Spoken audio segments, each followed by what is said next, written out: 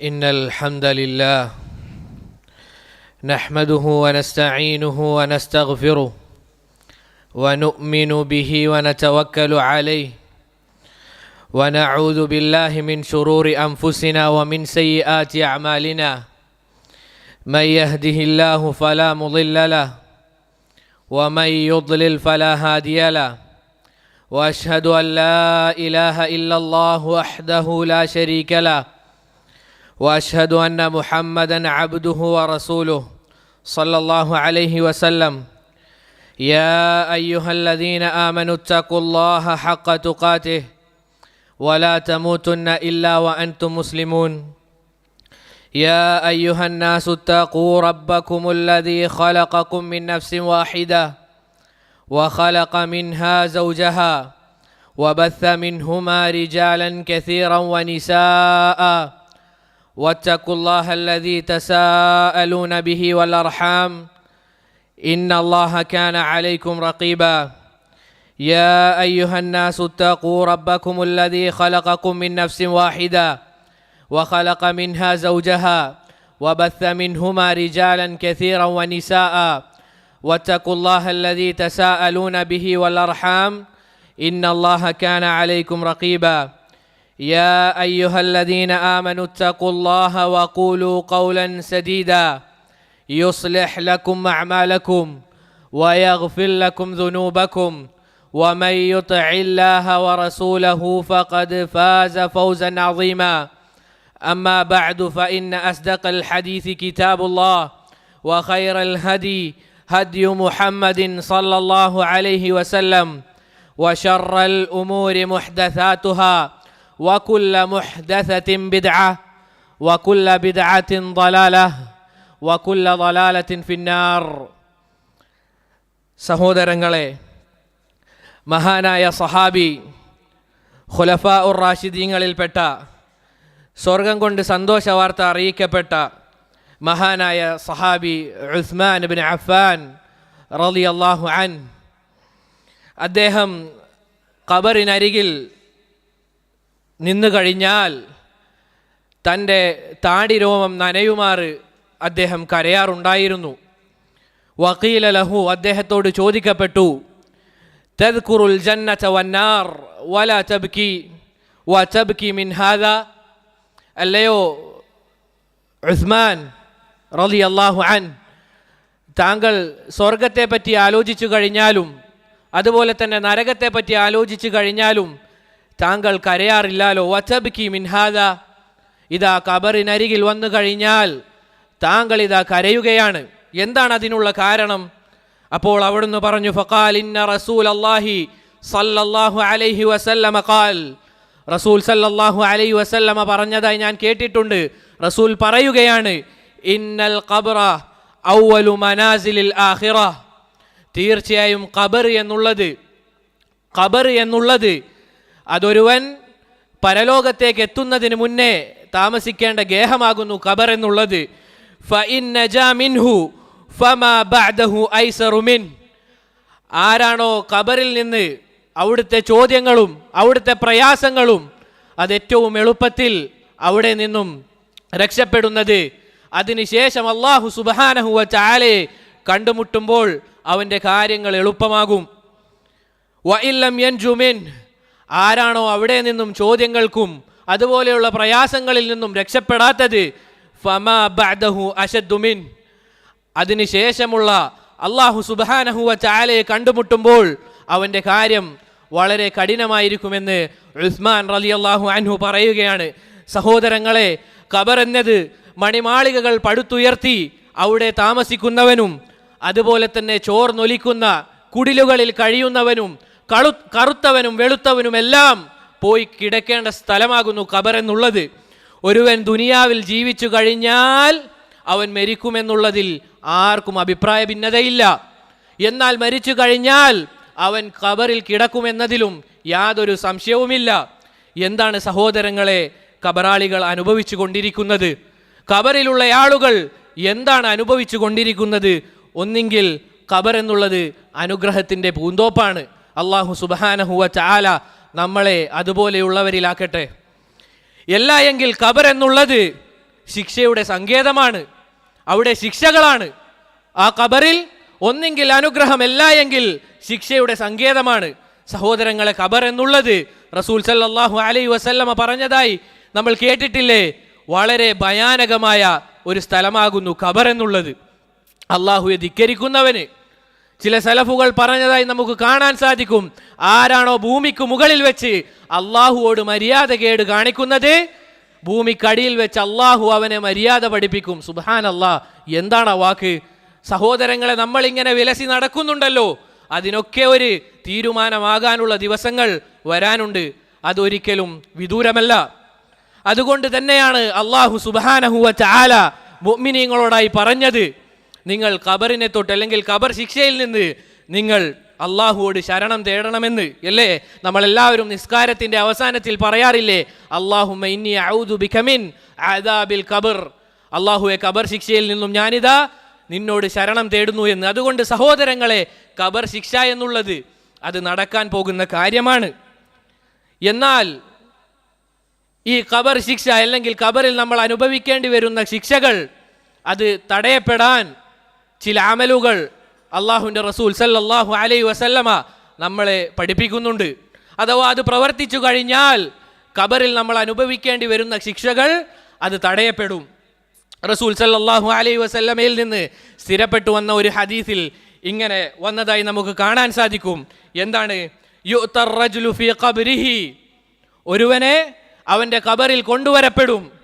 ഫഇദാ ഉതിയ മിൻ ഖിബലി റഅസിഹി ദഫഅത്ഹു തിലാവത്തുൽ ഖുർആൻ, അവനെ ഖബറിൽ വെച്ചു കഴിഞ്ഞാൽ അവൻ്റെ തലഭാഗത്തു കൂടി ശിക്ഷ വരുമ്പോൾ, സഹോദരങ്ങളെ ചിന്തിച്ചു നോക്കേണ്ടതുണ്ട്, ശിക്ഷകൾ നാനാ ഭാഗത്തു നിന്നുമായിരിക്കും ഖബറിൽ വരിക.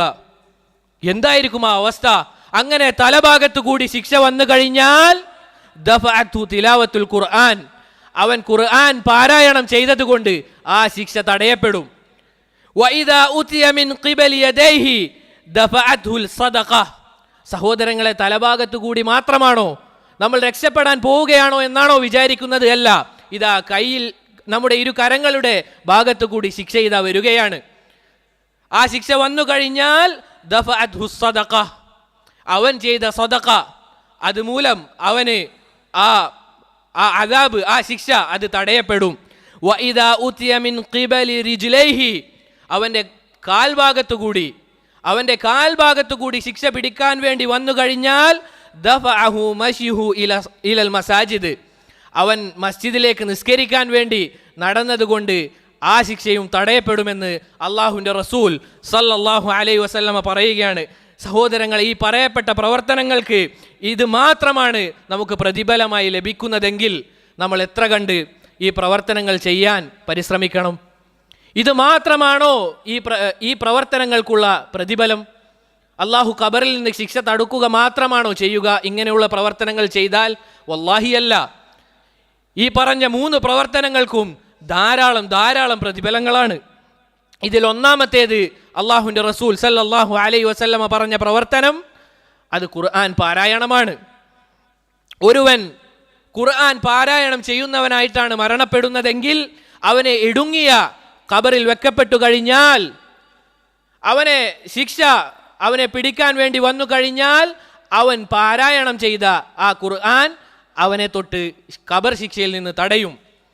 പ്രിയപ്പെട്ടവരെ, ഖുർആൻ പാരായണത്തിന് ഈ ഒരൊറ്റ ശ്രേഷ്ഠത മാത്രമാണ് ഉള്ളത് എങ്കിൽ നമ്മൾ എത്ര കണ്ട് ഖുർആൻ പാരായണം ചെയ്യും? എന്നാൽ ഇത് മാത്രമാണോ ഇതിനുള്ള ശ്രേഷ്ഠത? അല്ല. ഖുർആൻ പാരായണത്തിലാണ് സഹോദരങ്ങളെ എല്ലാവിധ ബറക്കത്തുമുള്ളത്. അള്ളാഹുവാണ് ഖുർആൻ പാരായണം പോലെ നമുക്ക് നന്മകൾ കരസ്ഥമാക്കാൻ സാധിക്കുന്ന മറ്റൊരു കാര്യവും ഇല്ല തന്നെ. ഒരുവൻ ഖുർആൻ അർത്ഥമറിഞ്ഞ് പാരായണം ചെയ്യുകയാണെങ്കിൽ ഇതാ അവനോട് പറയുകയാണ്, നീ മറ്റുള്ളവരോട് നല്ല നിലയിൽ പ്രവർത്തിക്കുക, നീ മറ്റുള്ളവർക്ക് പ്രയാസമുണ്ടാകുന്ന രീതിയിൽ പ്രവർത്തിക്കരുത്. ഇങ്ങനെയുള്ള ഏറ്റവും മഹത്തായ നന്മ ഖുർആനിലൂടെ അള്ളാഹു ഒന്നാമതായി കൽപ്പിക്കുകയാണ്. എന്താണത്? നിങ്ങൾ അള്ളാഹുവെ മാത്രമേ ഇബാദത്ത് ചെയ്യുക. അതാണ് ഏറ്റവും വലിയ നന്മ. ആരൊക്കെ എതിർത്താലും ശരി. ഏറ്റവും വലിയ തിന്മ രണ്ടാമതായി ഖുർആനിൽ നിരോധിക്കുന്ന ഏറ്റവും വലിയ തിന്മ എന്നുള്ളത് എന്താണ്? വലാ തജ്അലു ലില്ലാഹി അൻദാദൻ വഅൻതും തഅലമൂൻ, നിങ്ങൾ അറിഞ്ഞുകൊണ്ട് അള്ളാഹുവിനൊരു സമന്മാരെ ഉണ്ടാക്കരുത് എന്ന് ഒന്നാമതായുള്ള വിരോധവും അതാണ്. അങ്ങനെ ഒരുവൻ തൗഹീദ് സ്വീകരിച്ചു കഴിഞ്ഞാൽ പിന്നീട് അവൻ മനുഷ്യനായി മാറും. ആരൊക്കെ എതിർത്താലും ശരി, ഒരുവനിൽ തൗഹീദ് ഉണ്ട് എങ്കിൽ അവനാണ് ഈ ദുനിയാവിലെ രാജാവ്. അവൻ്റെ കയ്യിൽ സമ്പത്തില്ല എങ്കിലും അവനായിരിക്കും ഈ ദുനിയാവിൽ ഏറ്റവും ഏറ്റവും ഏറ്റവും സമാധാനപരമായ ജീവിതം നയിക്കുന്നവൻ. അത് മാത്രമാണോ ഖുർആൻ പാരായണം പോലെ നമുക്ക് നന്മകൾ തരുന്ന മറ്റൊരു കാര്യവുമില്ല. എത്രത്തോളം എന്നാൽ നമ്മൾ ഖുർആൻ പാരായണം ചെയ്യുമ്പോൾ ഓരോ ഹർഫ് പാരായണം ചെയ്താൽ 10 ഇരട്ടിക്ക് മുകളിലാണ് അതിനുള്ള പ്രതിഫലം. ലാ ഇലാഹ ഇല്ലല്ലാഹ്, ഒരു ഹർഫ്. എന്നിട്ട് അള്ളാഹുവിൻ്റെ റസൂൽ സല്ലല്ലാഹു അലൈഹി വസല്ലമ പറയുന്നുണ്ട്, ഞാൻ പറയുന്നില്ല അലിഫ് ലാം മീം ഹർഫാണെന്ന്, മറിച്ച് അലിഫുൻ ഹർഫുൻ വലാമുൻ ഹർഫുൻ വമീമുൻ ഹർഫുൻ. സഹോദരങ്ങളെ, 30-ലധികം പ്രതിഫലമാണ് ഈ ഒരു കാര്യം മാത്രം നമ്മൾ പാരായണം ചെയ്താൽ നമുക്ക് ലഭിക്കുന്നത്. അങ്ങനെയെങ്കിൽ ഒരു പേജ് നമ്മൾ പാരായണം ചെയ്താൽ എത്രയായിരിക്കും നമുക്ക് ലഭിക്കുന്ന പ്രതിഫലം? എത്രയായിരിക്കും നമുക്ക് ലഭിക്കുന്ന പ്രതിഫലം? അതുകൊണ്ട് നമ്മൾ ഖുർആൻ പാരായണത്തിൻ്റെ വിഷയത്തിൽ നമ്മൾ അലംഭാവം കാണിക്കാൻ പാടില്ല. ഇത് മാത്രമാണോ? അല്ല, ഇത് അള്ളാഹു നിന്നെ തൃപ്തിപ്പെടുകയാണ്. നീ ഖുർആൻ പാരായണം ചെയ്യുന്നത് കൊണ്ട് അള്ളാഹു നിന്നെ തൃപ്തിപ്പെടുകയാണ്. സഹോദരങ്ങളെ, ആകാശഭൂമികൾ പടച്ച, ഇതാ എല്ലാത്തിനെയും പടച്ച അള്ളാഹു നിന്നെ ഇതാ തൃപ്തിപ്പെടുകയാണ് നീ ഖുർആൻ പാരായണം ചെയ്യുമ്പോൾ. അത് മാത്രമാണോ? അള്ളാഹു ഇതാ നിന്നെ ഓർക്കുകയാണ്. ഫദ്കുറൂനി അദ്കുറുക്കും. അള്ളാഹു ഓർത്തത് കൊണ്ട് അള്ളാഹു ഇതാ നിങ്ങളെയും ഓർക്കുകയാണ്. അൽ ജസാഉ മിൻ ജിൻസിൽ അമൽ. എങ്ങനെയാണോ പ്രവർത്തനങ്ങൾ അതിനനുസരിച്ചാണ് അതിനുള്ള പ്രതിഫലം. അള്ളാഹു ഇതാ നമ്മളെ ഓർക്കുകയാണ്. സഹോദരങ്ങളെ, ചിന്തിച്ചു നോക്കുക. നമ്മൾ വലിയൊരു സദസ്സിലാണുള്ളത്. ലോകത്തുള്ള എല്ലാ ആളുകളും ആ സദസ്സിൽ ഹാജരായിട്ടുണ്ട്. നമ്മുടെ പേരെടുത്തു പറഞ്ഞുകൊണ്ട് ഇതാ നമ്മളെ പുകഴ്ത്തുകയാണ്, നമ്മളെ ഓർത്തുകൊണ്ട് പറയുകയാണ്. എന്തായിരിക്കും നമുക്കുണ്ടാകുന്ന ആ ഒരു അനുഭവം? എന്തായിരിക്കും നമ്മൾ ആ സമയത്ത് നമുക്കുണ്ടാകുന്ന ആ ഒരു സന്തോഷം? എന്നാൽ ഒന്നാമതായും അവസാനമായും പടക്കുന്ന, എല്ലാവരെയും പടക്കുന്ന അല്ലാഹു സുബ്ഹാനഹു വ തആല, യഥാർത്ഥ ഇലാഹ്, നിന്നെ ഇതാ ഖുർആൻ പാരായണം ചെയ്യുമ്പോൾ ഓർക്കുകയാണ്. ഇതിലും വലിയ ശ്രേഷ്ഠത മറ്റെന്താണ് സഹോദരങ്ങളെ വേണ്ടത്? അതിനാൽ നമ്മളെല്ലാവരും അങ്ങേയറ്റം ചിന്തിക്കേണ്ട ഒരു കാര്യമുണ്ട്. നമ്മിൽ നിന്നും ഒരു ദിവസവും കടന്നു പോകാൻ പാടില്ല അള്ളാഹുവിൻ്റെ കിതാബ്, അള്ളാഹു ഇവിടെ നമുക്ക് ഇറക്കി തന്ന ഈ ഖുർആൻ, അത് പാരായണം ചെയ്യാത്ത ഒരു ദിവസം നമുക്കുണ്ടാകാൻ പാടില്ല. നമ്മളിതാ ഇവിടുന്ന് ഇപ്പോൾ തീരുമാനമെടുക്കണം. ഒരു പേജ് ഓതാൻ സാധിക്കാത്തതായി ആരാണ് സഹോദരങ്ങൾ ഇവിടെ ഉള്ളത്? ഒരാൾക്ക് പോലും എനിക്ക് ഒരു ദിവസം ഒരു പേജ് പാരായണം ചെയ്യാൻ പറ്റില്ല എന്ന് പറഞ്ഞാൽ അത് വലിയൊരു കളവായി പരിഗണിക്കപ്പെടും. നമുക്ക് നമ്മുടെ മൊബൈൽ ഫോൺ നോക്കാൻ എത്ര സമയമാണ് സഹോദരങ്ങളെ, അല്ലേ? സലഫുകളിൽ ചില ആളുകൾ അവർ റമളാനിൽ 30-40 തവണ ഖുർആൻ പാരായണം ഖതം ചെയ്ത് തീർത്തത്, അഥവാ സൂറത്തുൽ ഫാത്തിഹ മുതൽ സൂറത്തുൻ നാസ് വരെ ഖുർആൻ ഓതി പാരായണം ചെയ്ത സലഫുകളെ നമുക്ക് കാണാൻ സാധിക്കും. 1-2 തവണയല്ല, 30 തവണ. എന്നാൽ അതിൽ അത്ഭുതപ്പെടാൻ ഒന്നുമില്ല. നമ്മൾ നമ്മുടെ മൊബൈൽ ഫോണിൽ എത്ര സമയം ഒരു ദിവസം കണക്കാക്കുന്നുണ്ട്, അല്ലെങ്കിൽ അതിൽ ചിലവഴിക്കുന്നുണ്ട്? ചിന്തിച്ചു നോക്കുക. നമ്മുടെ മൊബൈൽ ഫോണിൽ നമ്മൾ എത്ര സമയമാണ് ചിലവാക്കുന്നത്? അവരുടെ മനസ്സിൽ അവർക്ക് ഏറ്റവും വലുത് ഖുർആനായിരുന്നു. അതുകൊണ്ട് നമ്മൾ എങ്ങനെ മൊബൈൽ ഫോൺ യൂസ് ചെയ്യുന്നു, അല്ലെങ്കിൽ അത് നമ്മൾ എങ്ങനെയാണോ പ്രാവർത്തികമാക്കുന്നത്, അതിനേക്കാൾ ഉപരി അള്ളാഹുവിൻ്റെ കലാമിൽ അവർ അങ്ങേയറ്റം നിർവൃതി പൂണ്ടിരുന്നു. അതുകൊണ്ടാണ് അവർക്ക് എളുപ്പത്തിൽ അത് സാധിച്ചിരുന്നത്. അതുകൊണ്ട് സഹോദരങ്ങളെ, ദിവസവും ഒരു ഖതം തീർക്കാനല്ല പറയുന്നത്, ഒരു പേജെങ്കിലും പാരായണം ചെയ്യാൻ പറ്റാത്തതായി നമുക്ക് ആർക്കാണ് സാധിക്കാത്തത്? സത്യസന്ധമായി ഓരോരുത്തരും ചിന്തിച്ചു നോക്കുക. സത്യസന്ധമായി ചിന്തിച്ചു നോക്കുക. കഴിഞ്ഞ വെള്ളിയാഴ്ച സൂറത്തുൽ കഹ്ഫ് ഓതി പൂട്ടിവെച്ച് പിന്നെ ഇന്ന് തുറന്ന ആളുകളില്ലേ നമ്മളിൽ? എത്ര ആളുകൾ ഉണ്ടാകും അങ്ങനെ? അള്ളാഹു നമുക്കൊക്കെ പൊറുത്തു നൽകട്ടെ. പല ആളുകളും റമളാനിൽ പൂട്ടിവെച്ച ആളുകളുണ്ട്. വൽ ഇയാദു ബില്ലാഹ്. ഇനി തുറക്കാൻ പോകുന്നത് അടുത്ത റമളാനിലാണ്. എന്താണ് സഹോദരങ്ങളെ നമ്മുടെ അവസ്ഥ? എന്നിട്ട് നമ്മൾ ആഗ്രഹിക്കുന്നതോ സഹാബിമാർ പോയ സ്വർഗവും. ഇതെത്ര വലിയ വൈരുദ്ധ്യമാണ്. അതുകൊണ്ട് സഹോദരങ്ങളെ, ഇതാ ഇന്ന് നമ്മൾ ഇവിടെ നിന്നും ഇറങ്ങുന്നതിന് മുമ്പായി തീരുമാനമെടുക്കുക. എന്നെ പടച്ച, എനിക്ക് എല്ലാവിധ അനുഗ്രഹങ്ങളും തന്ന റബ്ബിൻ്റെ വാക്കുകൾ പാരായണം ചെയ്യാൻ, അല്ലെങ്കിൽ പാരായണം ചെയ്യാത്ത ഒരു ദിവസം എന്നിൽ നിന്ന് ഞാൻ കടന്നു പോക്കുകയില്ല എന്ന് നമ്മൾ ഉറച്ച തീരുമാനമെടുക്കുക. അള്ളാഹു തൗഫീഖ് നൽകി അനുഗ്രഹിക്കുമാറാകട്ടെ. സഹോദരങ്ങളെ, രണ്ടാമത്തെ അമൽ അഥവാ ഖബർ ശിക്ഷയെ തൊട്ട് നമ്മളെ തടുക്കുന്ന രണ്ടാമത്തെ അമൽ എന്നുള്ളത് അത് സ്വതക്കയാണ്. നമ്മുടെ കയ്യിലുള്ള ഈ സമ്പാദ്യം ഒന്നെങ്കിൽ അത് നശിക്കാനുള്ളതാണ്, എല്ലാ എങ്കിൽ മറ്റൊരുത്തൻ അനന്തരമെടുക്കാനുള്ളതാണ്. ഇത് രണ്ടുമാണ് സമ്പത്തിൻ്റെ അവസ്ഥ. ഒന്നെങ്കിൽ അത് നശിക്കാനുള്ളതാണ്, അല്ലെങ്കിൽ മറ്റൊരുത്തൻ അനന്തരമെടുക്കാനുള്ളതാണ്. അതിനാൽ നമ്മൾ ദിവസവും സ്വതക്ക നൽകാൻ അങ്ങേയറ്റം പരിശ്രമിക്കണം. സഹോദരങ്ങളെ, 10 രൂപയെങ്കിൽ 10 രൂപ. നമുക്ക് ആർക്കാണ് അതിന് സാധിക്കാത്തത്? ഒരു 10 രൂപ സ്വതക്ക നൽകാൻ. അള്ളാഹുവിൻ്റെ റസൂൽ സല്ലല്ലാഹു അലൈഹി വസല്ലമ ഈ ഹദീസിൽ നിങ്ങൾ ഇത്ര കൊടുക്കണമെന്ന് പറഞ്ഞിട്ടില്ല. നിങ്ങൾക്കാവുന്നത് കൊടുക്കുക സ്വതക്കയായി. അല്ലേ? സലഫുകളിൽ ചില ആളുകൾ പറയാറില്ലേ, റുബ്ബ അമലിൻ സഗീരിൻ തുകബ്ബിറുഹു നിയ്യ. എത്രയെത്ര ചെറിയ അമലുകളാണ് അതിനെ നിയ്യത്ത് വലുതാക്കിയത്. ചിലപ്പോൾ 10 രൂപയായിരിക്കും കൊടുക്കുന്നത്, പക്ഷേ അവൻ്റെ മനസ്സിൽ എന്താണ്? ഇത് മുഖേന എനിക്ക് റബ്ബിൻ്റെ തൃപ്തി ലഭിക്കണം, അള്ളാഹു എന്നെ ഖബർ ശിക്ഷയിൽ നിന്ന് തടുക്കണം, ഈ സ്വതക്ക മുഖേന എനിക്ക് വലിയ വലിയ പ്രതിഫലങ്ങൾ ലഭിക്കണമെന്ന് പറഞ്ഞുകൊണ്ട് 10 രൂപ കൊടുത്തു കഴിഞ്ഞാൽ അവൻ്റെ നിയ്യത്ത് ആ അമലിനെ വലുതാക്കി. അതുപോലെ സലഫുകൾ പറഞ്ഞ മറ്റൊരു കാര്യമാണ് റുബ്ബ അമലിൻ കബീരിൻ തുസഗ്ഗിറുഹു നിയ്യ.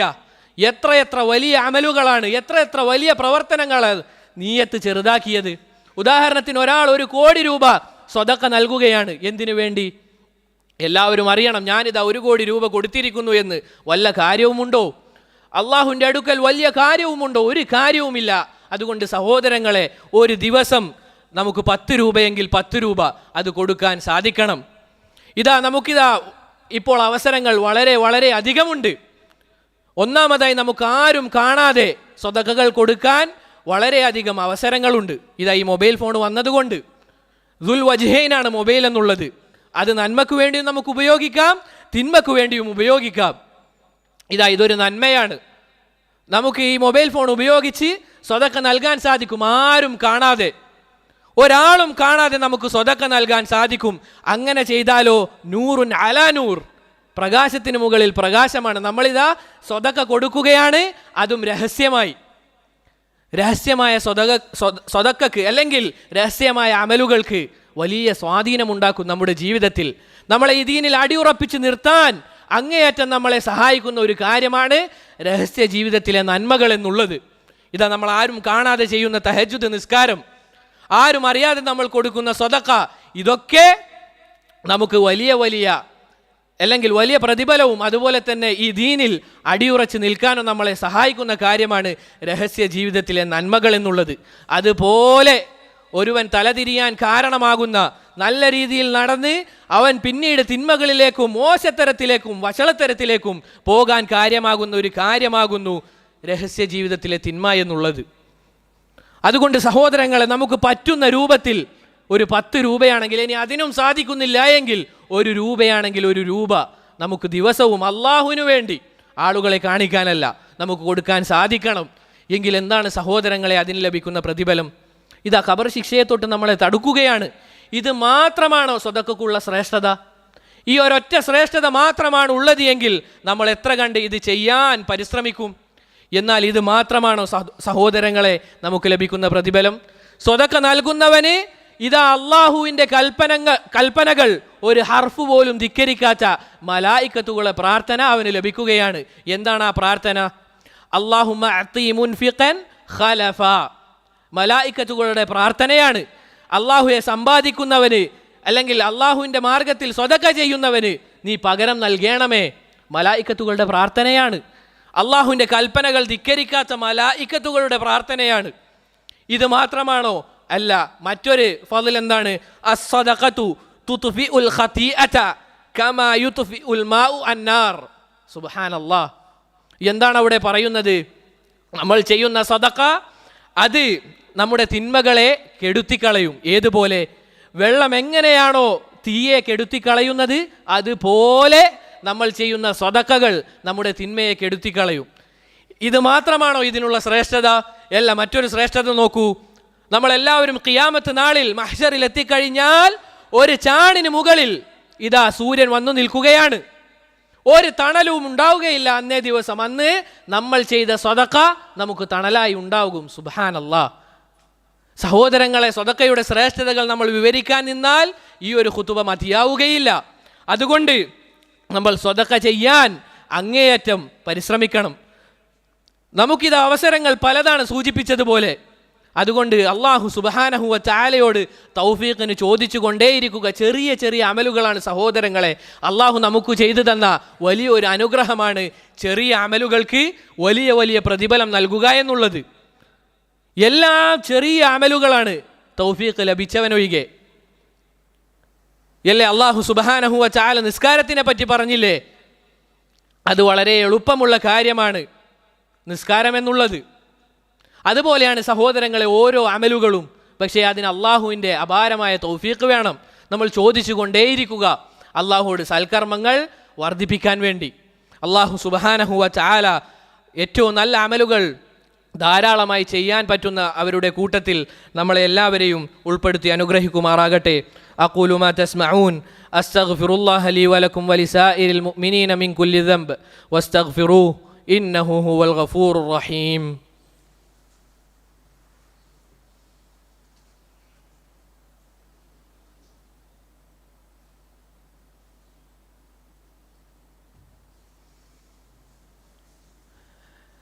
അൽഹംദുലില്ലാഹി വഹ്ദഹു വസ്സലാത്തു വസ്സലാമു അലാ മൻ ലാ നബിയ്യ ബഅദഹു അമ്മാ ബഅദ്.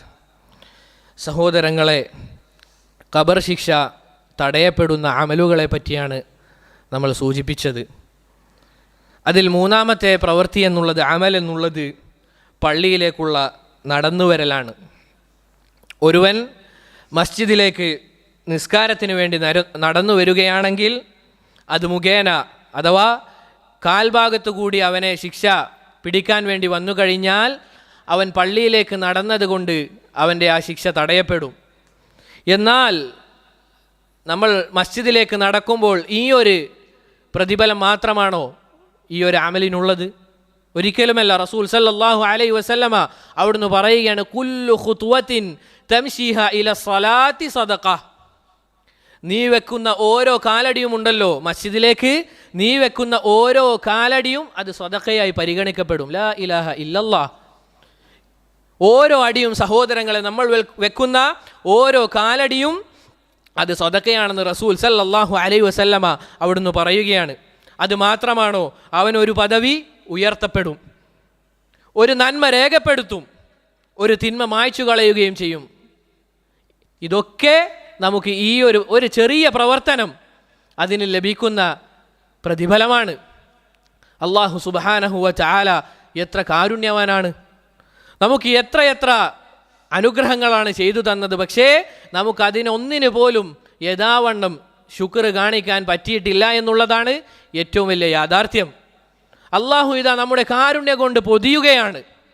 അള്ളാഹുവിൻ്റെ കാരുണ്യം എന്നത് സുബ്ഹാനല്ലാഹ് എല്ലാത്തിനെയും വലയം ചെയ്തതാണ്. എന്നിട്ടും അള്ളാഹു ഒരുവനെ നരകത്തിലേക്ക് വലിച്ചെറിയണമെങ്കിൽ എന്തായിരിക്കും അവൻ്റെ അവസ്ഥ? ആ നരകത്തിലേക്ക് വലിച്ചെറിയപ്പെടുന്നവൻ്റെ അവസ്ഥ എന്തായിരിക്കും? അല്ലേ അള്ളാഹുവിൻ്റെ റസൂൽ സല്ലല്ലാഹു അലൈഹി വസല്ലമ ഒരു സംഭവം സഹാബിമാരോട് പറഞ്ഞതായി നമ്മൾക്ക് അറിയാവുന്നതല്ലേ. ഇതാ ഒരു യുദ്ധം നടക്കുന്ന വേളയാണ്. ആ സ്ഥലത്ത് വെച്ച് ഒരു മാതാവിന് തൻ്റെ കുട്ടിയെ നഷ്ടപ്പെടുകയാണ്. ആ മാതാവ് ആ കുട്ടിയെ ഇങ്ങനെ അന്വേഷിച്ച് നടന്ന് ഓരോ കുട്ടികളെയും നോക്കിക്കൊണ്ടിങ്ങനെ നടക്കുന്ന വേളയിൽ തൻ്റെ കുട്ടിയെ ലഭിച്ച ഉടനെ തന്നെ തൻ്റെ മാറോട് ചേർത്തുകൊണ്ട് അതിനെ പാലൂട്ടുകയാണ്. റസൂൽ സല്ലല്ലാഹു അലൈഹി വസല്ലമ അവിടുത്തെ സഹാബിമാരോട് ചോദിച്ചു, ഈ സ്ത്രീ ആ കുട്ടിയെ നരകത്തിലേക്ക് വലിച്ചെറിയാൻ ആഗ്രഹിക്കുമോ? വലിച്ചെറിയുമോ എന്നല്ല ചോദിച്ചത്, ആഗ്രഹിക്കുമോ എന്നാണ്.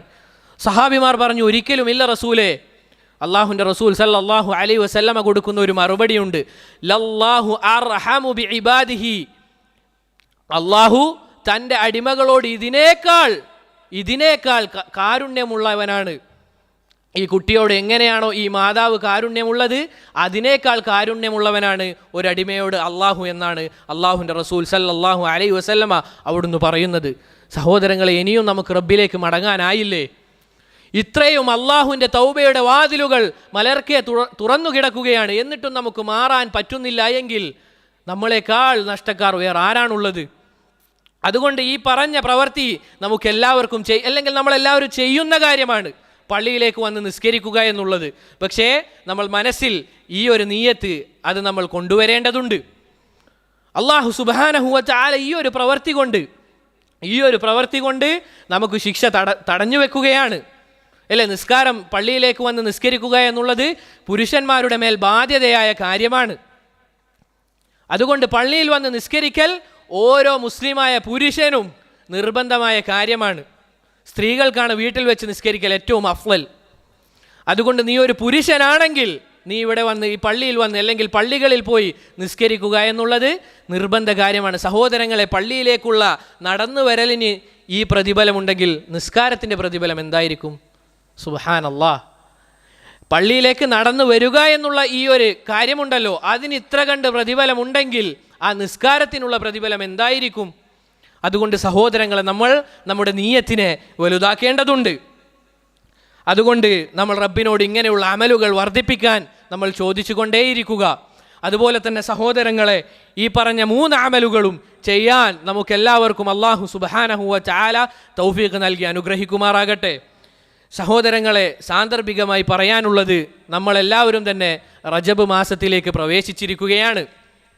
അല്ലാഹു സുബ്ഹാനഹു വ തആല ഖുർആനിൽ പറഞ്ഞതുപോലെ റജബ് എന്നുള്ളത് പവിത്രമായ 4 മാസങ്ങളിൽപ്പെട്ട ഒരു മാസമാണ്. റജബ് എന്നുള്ളത് അല്ലാഹു സുബ്ഹാനഹു വ തആല പറഞ്ഞത്, നിങ്ങൾ ഈ മാസത്തിൽ സ്വന്തത്തോട് തന്നെ അനീതി പ്രവർത്തിക്കരുത്, അഥവാ നിങ്ങൾ നിങ്ങളോട് തന്നെ തിന്മകൾ ചെയ്യരുത്. പല ഉലമാക്കളും പറഞ്ഞതായി കാണാം, സാഹചര്യങ്ങൾക്കും അല്ലെങ്കിൽ സമയത്തിനും സ്ഥലങ്ങൾക്കും അനുസരിച്ച് തിന്മകളുടെ വലിപ്പം അത് മാറിക്കൊണ്ടിരിക്കും. ഇപ്പോൾ നമ്മൾ ഈ നാട്ടിൽ വെച്ച് ചെയ്യുന്ന തിന്മ പോലെ ആയിരിക്കുകയില്ല നമ്മൾ മക്കയിൽ പോയി തിന്മകൾ ചെയ്തു കഴിഞ്ഞാൽ അതിന് ശിക്ഷ കൂടുതലായിരിക്കും. അതുപോലെ തന്നെയാണ് പവിത്രമായ മാസത്തിൽ ചെയ്യുന്ന തിന്മകൾക്ക് മറ്റുള്ള മാസങ്ങളെക്കാൾ ശിക്ഷ കൂടുതലായിരിക്കും. അതുകൊണ്ട് സഹോദരങ്ങളെ, നമ്മൾ ഈ മാസത്തിൽ തിന്മകളിൽ നിന്ന് വിട്ടുനിൽക്കാൻ അങ്ങേയറ്റം പരിശ്രമിക്കേണ്ടതുണ്ട്. കാരണം അല്ലാഹു പവിത്രമാക്കിയ മാസമാണിത്. എന്നാൽ തിന്മകളിൽ വെച്ച് ഏറ്റവും വലിയ തിന്മയാണ് ശിർക്ക് എന്നുള്ളത്. അതിനുശേഷം ബിദ്അത്താണ്. എന്താണ് സഹോദരങ്ങളെ ചില ആളുകളുടെ അവസ്ഥ? റജബ് വന്നു കഴിഞ്ഞാൽ അവർ ഈ പവിത്രമായ മാസത്തിൽ ബിദ്അത്തിന്റെ കൂമ്പാരങ്ങളിലാണ്. ഇതാ അവർ പ്രത്യേകമായി ചില നോമ്പുകൾ നോക്കുകയാണ്. അല്ലാഹു നിങ്ങളോട് തന്നെ നിങ്ങൾ അനീതി കാണിക്കരുത് എന്ന് പറഞ്ഞ മാസത്തിൽ അവരിതാ പ്രത്യേകമായ നിസ്കാരങ്ങൾ നിസ്കരിക്കുകയാണ്. അല്ലാഹു ദീനാക്കാത്ത ദീനിൽ അല്ലെങ്കിൽ ദീനാക്കാത്ത കാര്യം അവർ ഇതാ ചെയ്യുകയാണ്. പ്രത്യേകമായ നോമ്പ് അവർ പറയുകയാണ് ഇസ്രാ മിഅ്റാജ് അത് സംഭവിച്ചത് റജബിലാണെന്ന്. യാതൊരു അടിസ്ഥാനവുമില്ല. ഇതാ ഷാഫിഈ പണ്ഡിതനായ മഹാനായ അൽ ഹാഫിള് ഇബ്നു ഹജർ റഹിമഹുല്ലാ, അദ്ദേഹം ഷാഫിഈ മദ്ഹബിലെ പണ്ഡിതനാണ്. അദ്ദേഹം പറയുകയാണ്, റജബ് മാസത്തെക്കുറിച്ച് അല്ലെങ്കിൽ അതിലുള്ള നോമ്പുകളെക്കുറിച്ചോ അതിലെ പ്രത്യേക ദിനത്തിലുള്ള നോമ്പുകളെക്കുറിച്ചോ അഥവാ അങ്ങനെയുള്ള നോമ്പുകളെക്കുറിച്ചോ പറയുന്ന അല്ലെങ്കിൽ ചില രാത്രികളിലുള്ള പ്രത്യേകമായ നിസ്കാരത്തെക്കുറിച്ചോ പോരിശ പറയുന്ന ഒരൊറ്റ ഹദീസും അല്ലെങ്കിൽ തെളിവിന് യോഗ്യമായ ഒരൊറ്റ ഹദീസും സ്ഥിരപ്പെട്ടു വന്നിട്ടില്ല എന്ന് ആരാണ് സഹോദരങ്ങളെ പറയുന്നത്? ഷാഫി മദ്ഹബിലെ പണ്ഡിതനായ ഇമാം ഇബ്നു ഹജർ റഹിമഹുല്ലാ അദ്ദേഹമാണ് പറയുന്നത്. നമ്മൾ വലിയ ഷാഫിഈ മദ്ഹബിൻ്റെ ആളുകളാണെന്ന് വാദിക്കുന്ന ആളുകളാണ് അവരും മദ്ഹബും തമ്മിൽ യാതൊരു ബന്ധവുമില്ല എന്നത് വേറെ വിഷയമാണ്. സഹോദരങ്ങളെ, എന്താണ് ഇതിനെയൊക്കെ പിന്നിൽ എന്നുള്ളത് അവർക്ക് മാത്രമേ അറിയുകയുള്ളൂ. അതുകൊണ്ട് അല്ലാഹു ഇതാ പവിത്രമാക്കിയ ഈ മാസത്തിൽ ഇങ്ങനെയുള്ള ബിദ്അത്തുകൾ നമ്മൾ അങ്ങേയറ്റം സൂക്ഷിക്കേണ്ടതുണ്ട്. നമ്മളെല്ലാവരും അശ്രദ്ധയിലായി പോകുന്ന കാര്യമാണിത്. പവിത്ര മാസത്തിൽ ബിദ്അത്ത് ചെയ്താൽ എന്തായിരിക്കും അവസ്ഥ? അതുകൊണ്ട് നമ്മൾ അങ്ങേയറ്റം ശ്രദ്ധിക്കേണ്ടതുണ്ട്. അല്ലാഹു സുബ്ഹാനഹു വ തആല ഹക്ക് ഹക്കായി മനസ്സിലാക്കാനും അത് പിൻപറ്റാനും ബാത്തിൽ ബാത്തിലായി മനസ്സിലാക്കാനും അത് വർജിക്കാനും നമുക്ക് എല്ലാവർക്കും തൗഫീഖ് നൽകി അനുഗ്രഹിക്കുമാറാകട്ടെ. അല്ലാഹുമ്മ ഗ്ഫിർ ലിൽ മുഅ്മിനീന വൽ മുഅ്മിനാത്ത് വൽ മുസ്ലിമീന വൽ മുസ്ലിമാത്ത്. അല്ലാഹുമ്മ ഗ്ഫിർ ലിൽ മുഅ്മിനീന വൽ മുഅ്മിനാത്ത് വൽ മുസ്ലിമീന വൽ മുസ്ലിമാത്ത്. അല്ലാഹുമ്മ ഇന്നാ നസ്അലുകൽ ജന്ന. അല്ലാഹുമ്മ ഇന്നാ നസ്അലുകൽ ജന്ന.